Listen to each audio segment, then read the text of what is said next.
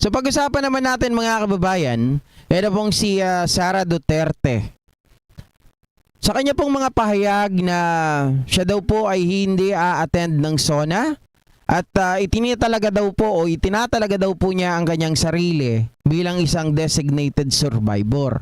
Na ang ibig sabihin mga kababayan, in case na may mangyari po sa lahat ng lalong-lalo na kay PBBM sa SONA, ay siya po ang papalit. Alam naman natin yun kung tutuusin, 'di ba? In rule of succession, hindi niya kailangang sabihin na siya ang kailangan italaga niya ang sarili niya bilang isang designated survivor.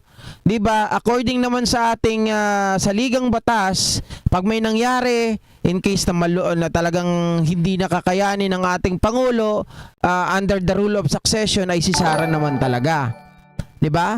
Subalit mga kababayan, tila ano kaya ang nangyayari at ano kaya ang naisip nitong si Sara Duterte sa kanyang mga pahayag? Papakita ko lang po muna sa inyo para mabuo natin yung Si Atty. Harry Roque, sinambahan niya ng kaso. Kasama po si Atty. Harry. Oo, kasi may nakikita. ng ating pinag-uusapan. Okay? Dasal mo atat ka sa sala. Atat ka sa sala. Ha? Atat ka sa sala. Atat ka sa sala. Ha? No. Okay. No, I will not attend the SONA. I am appointed. Teka. Mga kababayan, di ba, nung unang SONA, oy, SMB Closen. Thank you. Mga kababayan, nung una, itong si Sara Duterte, nakita nyo yung itok-itok niya, di ba? Regarding sa SONA yon. Baka mamaya kasi sabi ng iba, uy, ayaw nang umattend dyan sa SONA, baka natatakot ulit na ma-interview. Pwede, mga kababayan. Pero dito lang tayo muna mag-focus sa kanyang mga sinabi. Myself as the designated survivor. Okay. So sabi niya ay Dasal mo atat ka sa sala. Atat ka sa sala. Ha?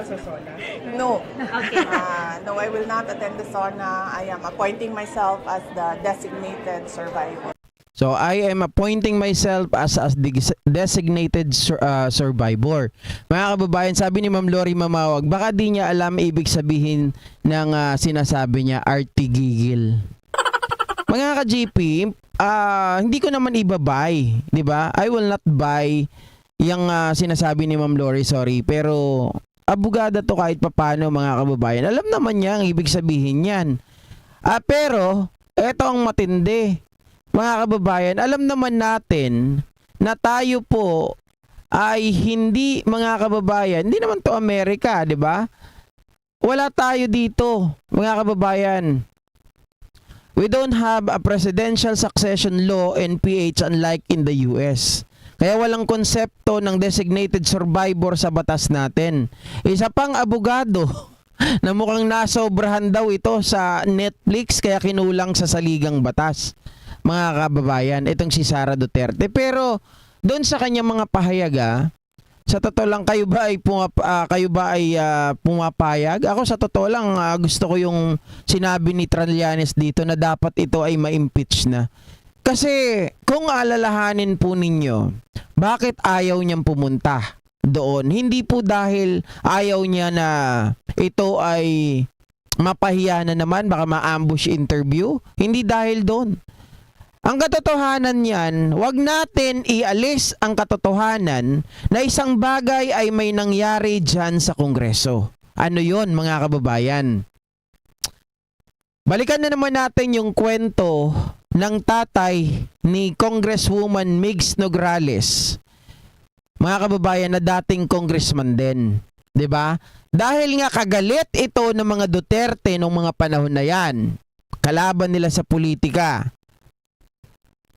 Ngayon, gustong i-assassinate di umano ng mga Duterte itong tatay ni Migs Nograles. Nakapasok dyan mga kababayan at pinasabugan ng pampasabog. At ang namatay po, hindi ang tatay ni Migs Nograles bagkus ang dalawa po niyang bodyguard. At nangyari yan doon sa Congress din mismo.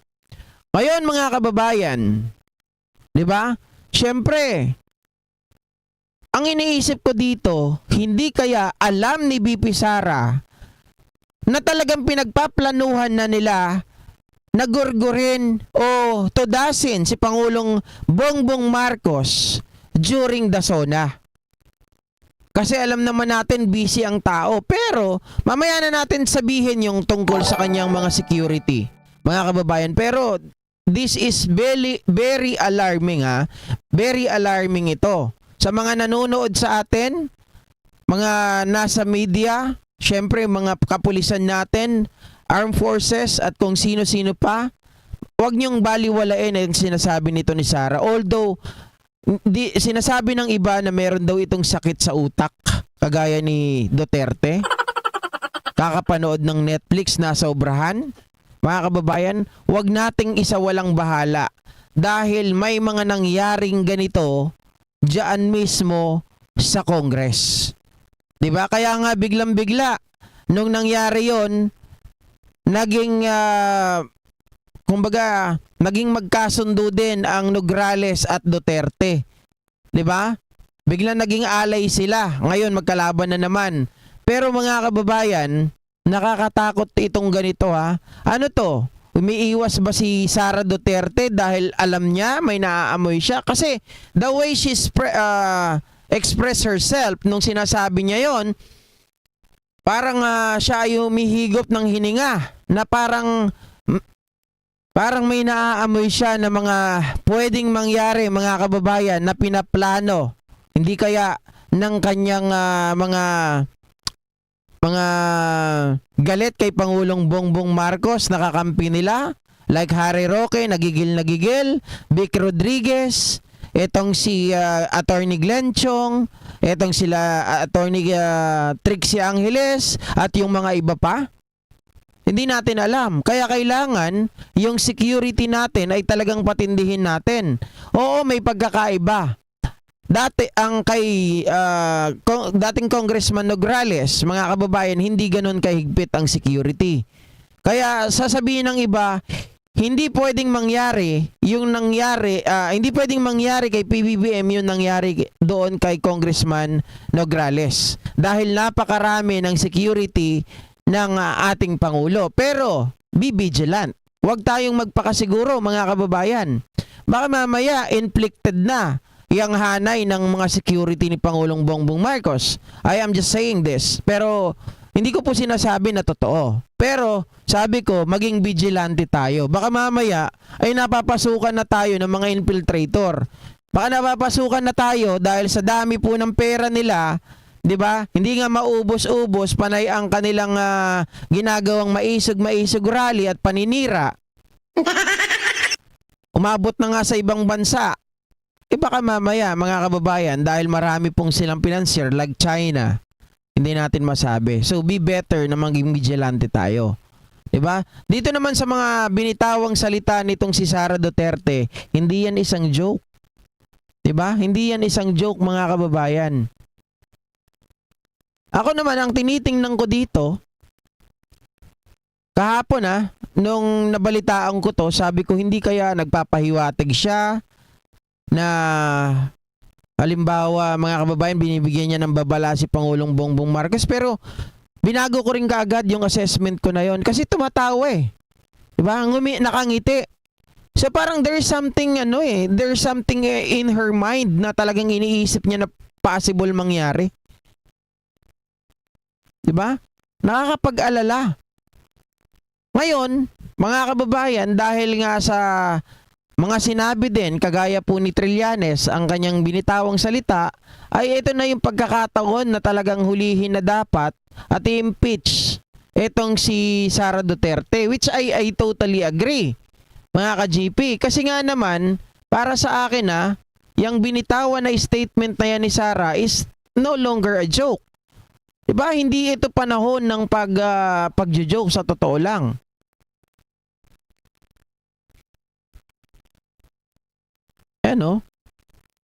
Sabi ni ay sorry, ba't ito?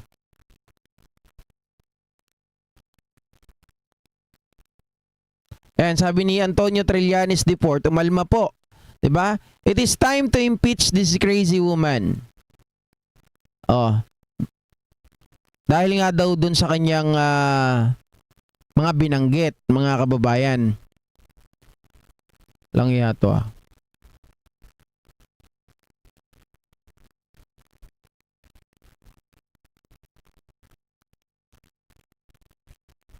Hmm?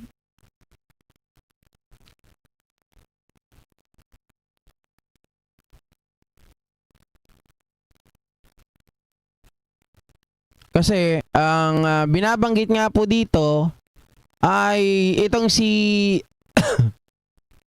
BP Sara mukhang nasobrahan niya sa pagni-Netflix at kinulang sa saligang batas, 'di ba? Sabi ni Attorney Barry Gutierrez, itong si Sara Duterte, no, after she announced that she would not attend President Marcos Jr.'s third State of the Nation address or SONA, jokingly appointing herself as the designated survivor. Gutierrez pointed out that unlike the US, the Philippines lacks a presidential succession law. Hence, there's no concept of a designated survivor in the country's legal framework. He also said that Duterte, a lawyer, appeared overly influenced by Netflix and lacked understanding of the Constitution. Pero ganun pa man, mga kababayan, kahit siya po ay lack of the understanding of the Constitution, again, this is not a joke. 'Di ba? Hindi natin pwedeng sabihin ito ay joke lang. Kumbaga para sa atin dapat ito ay maging alerto tayo dahil alam naman natin ang mga Duterte, ang kanilang mga kampon ay talagang ginagawa ang lahat doble, triple kayod para mapaalis ang ating presidente sa pwesto, mga ka-GP, 'di ba? At doon sa binanggit naman ni Trillanes, dapat na ipa-impeach ito kasi nga para sa akin kung titingnan po natin, meron tayong tinatawag na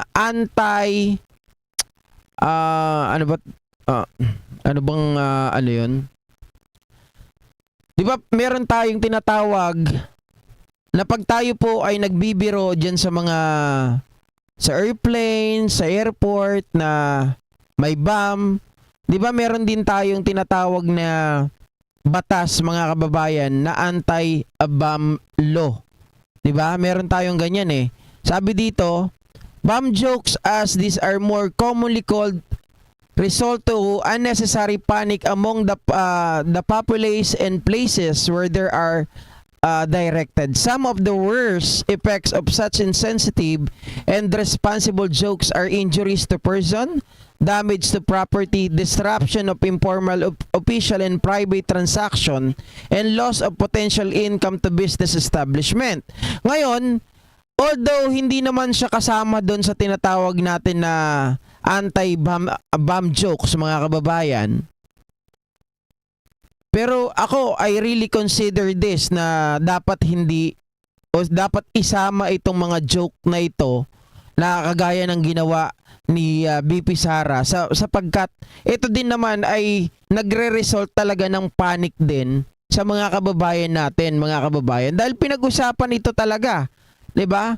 Kasi unang-una may binitawan din na statement itong si Baste Duterte during the Davao Maisog Rally. 'Di ba? Meron siyang binanggit doon na Romanov, mga kababayan, si Mussolini, binanggit din niya. So parang nire-remind nila si Pangulong Bongbong Marcos, before you going to bed, remember to what happened to your family way back then, 1986. At remember to what happened to the Romanov family and Mussolini. 'Di ba? Baka mamaya ay maisip mo, sabi nila, yung mga pinaggagawa mo. Parang, mga kababayan, para sa akin, this is related to that statement na parang, uy, parang nananakot kayo .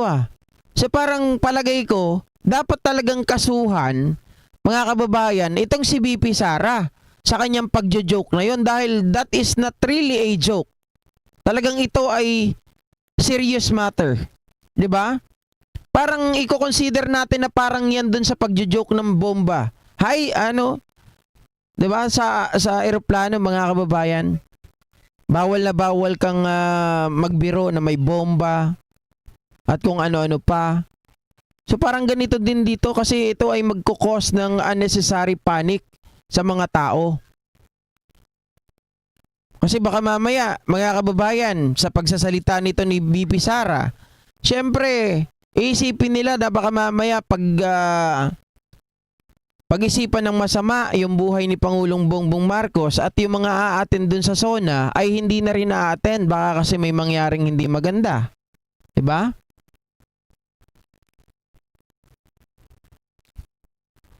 Hindi, tikba lang, 'di ba merong bomb joke na tinatawag tayo? So parang sa akin, parang isama na natin siya doon. Kahit papano. O gumawa sana yung mga legislator natin o kung ano man ang gagawin, ano man ang magiging kumbaga desisyon ng ating kapulisan, sana mga kababayan ay mabigyan po ng karampatang parusa yung mga ganito.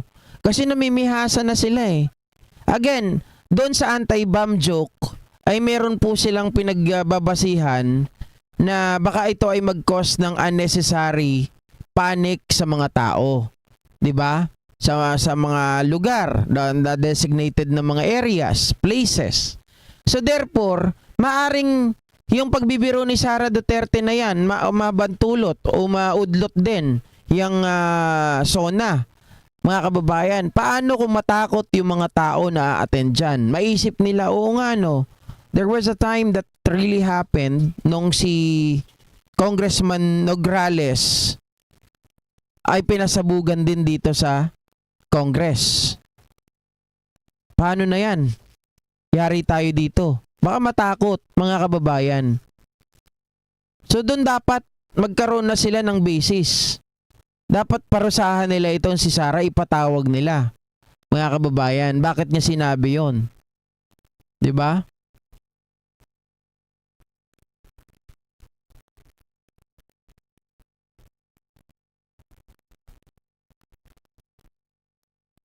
Sino yung Bushibik?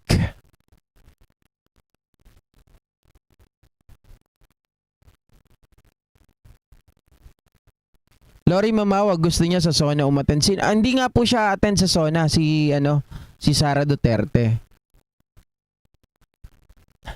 Gusto niya sa SONA siya umattend sa SONA niya. Mangarap siya, hindi pa siya pangulo. At hindi natin siya pauupuin. Yes, sa airport lang nga ang bomb joke, mga kababayan. Kaya lang from the word itself, the designated tawag dito. Pati ako nalilito sa inyo eh. Di ba yung pagkakasabi niya na designated ano ba yan? Napapraning na ako Survivor, ang ano po niyan, mga kababayan, ay katumbas po yan ng pananakot. 'Di ba? Katumbas yan ng pananakot na parang sinabi mo, ay may mangyayaring hindi maganda kay Pangulong Bongbong Marcos, o sabihin natin may magandang hindi mangyayari o merong hindi magandang mangyayari kay BBM, kaya ako na ang papalit sa kanya, kaya hindi pwedeng ako ay a-attend sa SONA. Parang ganun yung gusto niyang sabihin, mga kababayan. Hindi naman natin pwedeng sabihin parang dapat hindi nyo laging pinakikinggan ang sinasabi ni Sara. Lagi yan nagjo-joke. Joke ba yun? Hindi katuwa-tuwa. 'Di ba? Kaya nga dapat ang ating freedom of expression, ang ating pagpapatawa ay dapat nasa tamang lugar. Dapat yung ating ginagawa ng mga salita na yan, mga kababayan, ay gawin ng tama. Unang-una, Vice President ka. Pangalawa, isa ka ring abogado. Bakit hindi mo alam yung bagay na yan? 'Di ba? Ito ay nangangahulugan ng pananakot. Kung anti-bomb joke ay merong kaukulang parusa, bakit hindi natin parusahan? 'Di ba? Idagdag natin. Maglagay tayo ng batas na yung mga nananakot ng ganito ay pwede rin sanang maparusahan. 'Di ba? Tama po, distraction din. Threat talaga yan. 'Di ba maliwanag na kasi hindi man kay Pangulong Bongbong Marcos ang takot, pero dun sa mga tao na nakapaligid sa kanya, 'di ba? O kaya yung mga security guard niya, yung kanyang SPG pa tawag doon? Yung mga bantay niya ay matakot bigla, 'di ba? Isipin na lang natin na may nangyari talaga diyan sa Congress, yung kay dating Congressman Nograles. So therefore, maaari din na mangyari 'yon. Kaya lang may kaibahan, mga kababayan. Kaya lang sabihin natin marami ang security guard o security personnel ni Pangulong Bongbong Marcos kay Nograles ko konti. Paano kung matakot din yung kanyang mga security personnel? 'Di ba? O kaya yung mga tao na mayroong a-attend talaga doon sa Congress, imbes na magiging maayos yung patakbo, hindi na a-attend dahil sila ay natakot doon sa mga sinabi ni Sara Duterte. 'Di ba? Sobrang buwisit.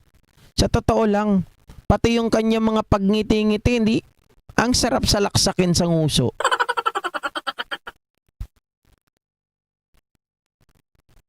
Kayo mga kababayan, natutuwa ba kayo sa mga sinasabi ni Sara Duterte? Kaya nga nung una pilit kong iniintindi, sabi ko, hindi kaya itong taong ito, kahit pa paano, siya ay concerned pa rin sa Pangulo. Kaya parang binibigyan niya ng babala.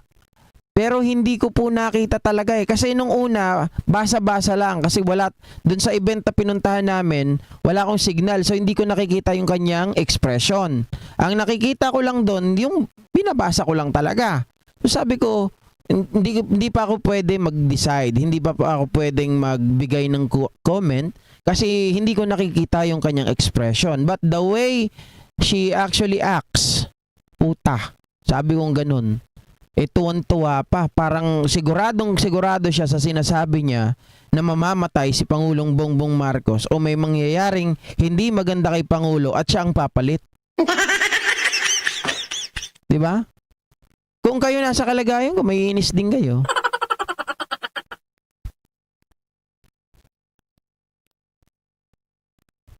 Ay, hindi naman ako naniniwala dyan. Teka lang. Ilan ba ang PSG ni Pangulong Bongbong Marcos?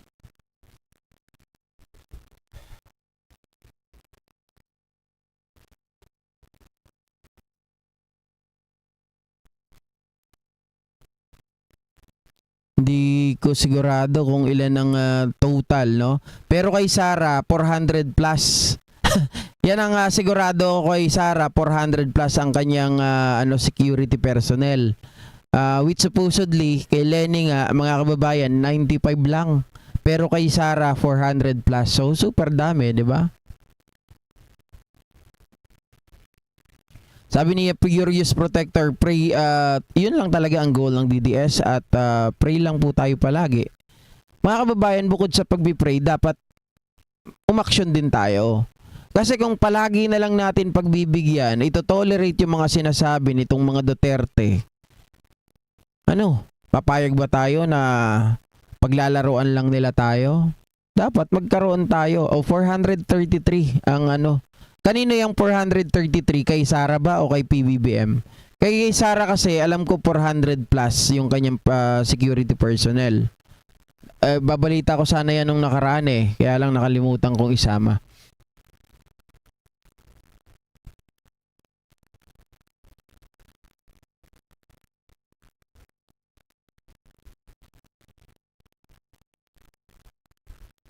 Sabi ni Andres Valenzuela, parang tatay niya lang, kung ayaw niya umattend, walang problema, hindi siya kawalan. Mga kababayan, sa totoo lang,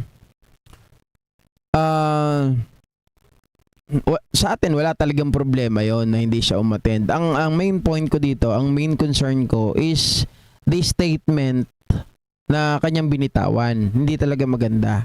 Kasi yun ay nananakot. It will cause panic sa mga tao. Kahit tayo, na-trigger tayo 'di ba? Baka mamaya yung mga gustong umattend ng SONA, especially, maraming tao diyan na pupunta diyan sa 'di ba? Sa Congress. Diyan pa lang sa sa batasan, marami nang pupunta.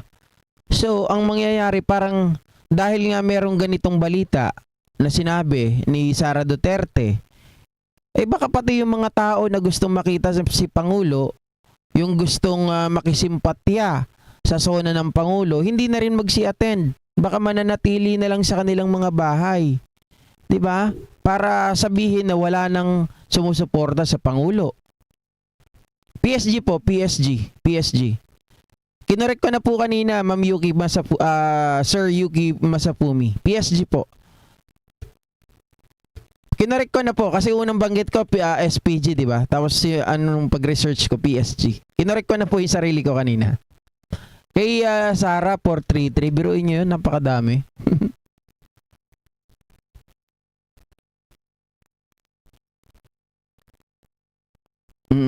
Yun ang yun ang sinasabi ko, parang attendees ang tinatakot nila para mawala yung suporta kasi lalabas pag halimbawa, example ako, pupunta ako ng batasang pamansa o sabihin natin ng 'di ba, batasan.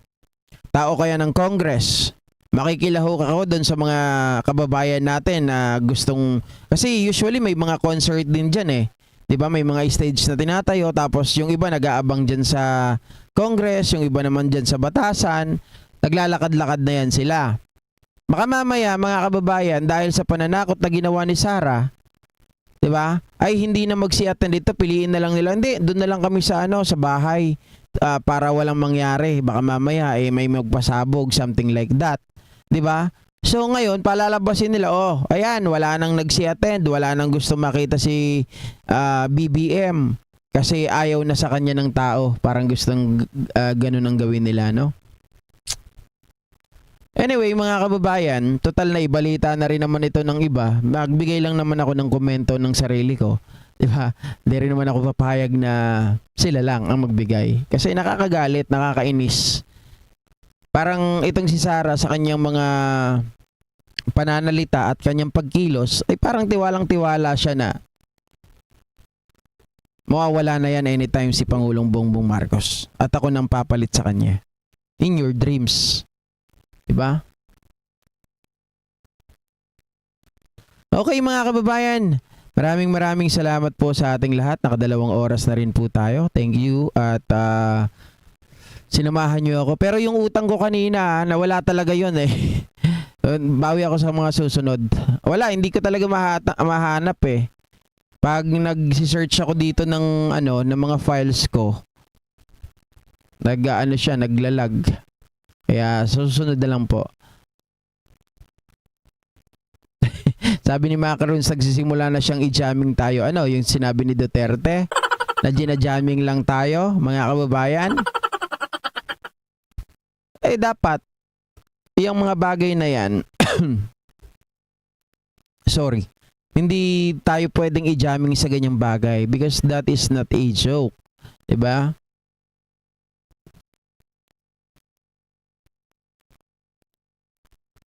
Tama, GP3, yan ang gustong lumabas na mabawasan ang attendance at issue na naman yan. Yan din ang iniisip ko. Pero, mas matindi kung halimbawa may mangyari na ganon. 'Di ba? So, mas maganda talagang maging vigilante po tayo. Right? So, thank you so much po muli sa inyong lahat at magandang gabi. Mag-ingat po tayo at sana po nag-enjoy kayo.